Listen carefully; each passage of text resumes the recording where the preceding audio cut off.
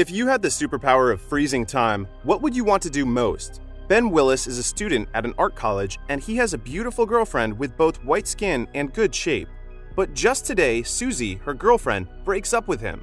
In the face of his hysterical girlfriend, Ben doesn't know how to comfort her. He thinks it's because he is too unromantic and boring that his girlfriend breaks up with him.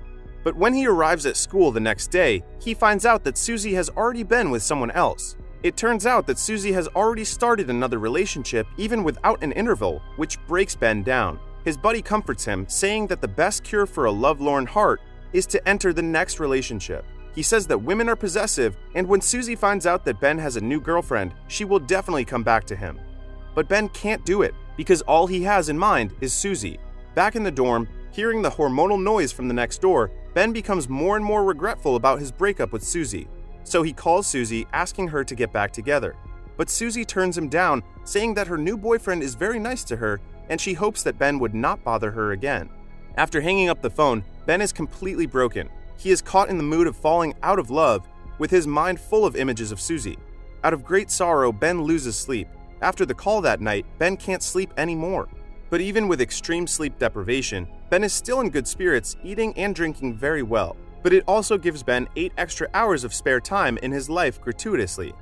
He wants to pass the time by reading books, but Susie's figure still lingers in his mind, which makes him very painful. He has to do something to relieve this pain and divert his attention. One day, when Ben is shopping in the supermarket, Sharon, the beautiful cashier, catches Ben's attention. Not only that, but he also finds a way to kill the time because of the shopping experience, which is to work the night shift in the supermarket. Then he can not only see the beautiful Sharon, but also can pass the boring 8 hours like killing 2 birds with 1 stone. And he may also be able to get over his ex-girlfriend through this. The supermarket manager is particularly satisfied with Ben. After all, a young man willing to work at night is a rarity. Little does he read Ben's resume that he passes Ben's application. In this way, Ben is now a nighttime employee in the supermarket. That day, he meets Sharon again in front of the locker. While coming in a hurry because she is running late, Sharon says hello to him. A wonderful encounter happens, but what happens next makes Ben very unhappy.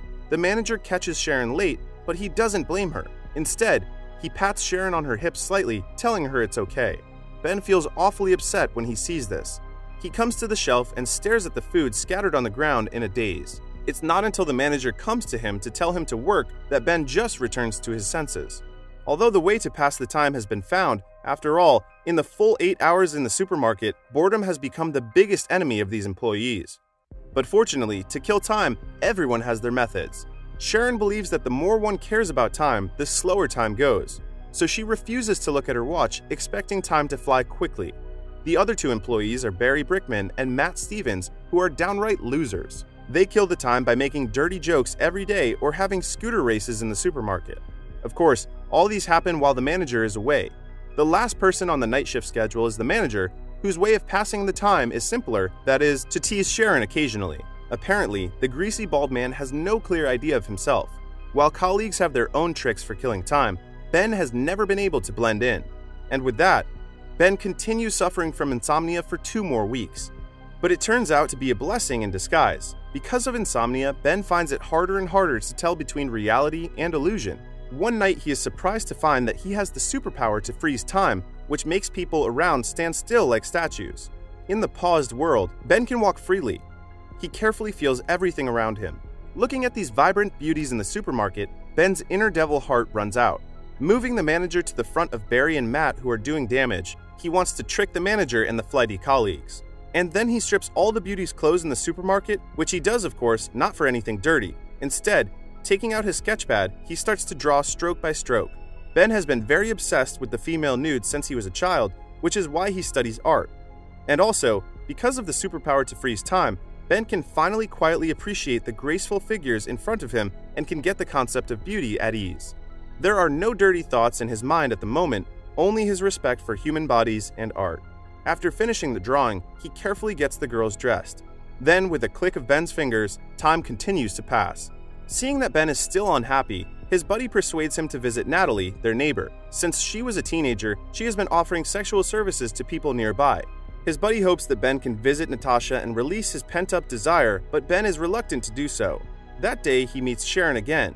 Although inwardly he likes Sharon very much, Ben always only dares to see her from a distance. He even lacks the courage to ask her for a movie. The result of not being brave enough is that someone else takes action earlier.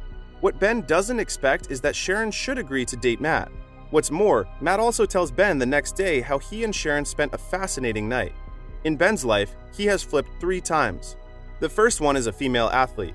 The second one is his biology teacher because her beautiful figure attracts Ben deeply. The third and most important one is his classmate Green. Green had a cast because of an accidental fracture of his left hand. After the plaster was removed, what was exposed was an arm covered with long and dense hairs. It hurt very much that because of this, all her classmates laughed at her. Ben was the only one who took the initiative to approach her and comforted her. The two people fell in love with each other and started dating. Green wanted to kiss Ben, but Ben ran away because he was too nervous. Later, Green transferred to another school and went to America with her parents, which impacted Ben a lot. And that's why despite that he had been with Susie for so long, their relationship didn't develop further.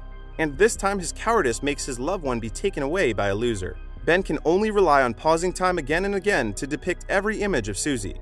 The more Ben thinks of it, the more frustrated he feels. But soon the god of luck favors him again. The manager organizes a football match with employees from different supermarkets. Ben, the homebody, has to participate too. The manager wants to show off on the court. However, because of the different strengths of the two sides, Ben and his teammates are beaten 26-0 by the opponents. At this moment, the manager is still in high spirits and continues encouraging everyone. But after all, since they have not been professionally trained, they are about to lose the last game. At this point, Ben exerts his time-frozen power. But in fact, he doesn't intend to help the manager win the game and get the championship. Instead, he is thinking about how to create a chance to be alone with Sharon. Immediately, when he unfreezes time, the football suddenly falls and hits the manager in the face. The manager is rushed to the hospital. Ben seizes the opportunity at once, asking if Sharon would like a cup of coffee with him. In the cafe, Ben inadvertently asks about the relationship between Sharon and Matt. Sharon tells him that they just went to see a movie and that's all. Knowing this, Ben is elated. Then they talk about their lives and dreams. Sharon works the night shift to save her tuition, and she wants to learn Spanish and then travel to South America. She doesn't want to live worthlessly, which Ben agrees with a lot. As for his dream, it's very simple. He wants to be a painter capable of staging exhibitions. The more they talk, the better they get along with each other. After the date, Ben sends Sharon home. He wants to kiss Sharon goodbye, but due to his inexperience, he only kisses Sharon on the cheek. But even so, this is also a good start.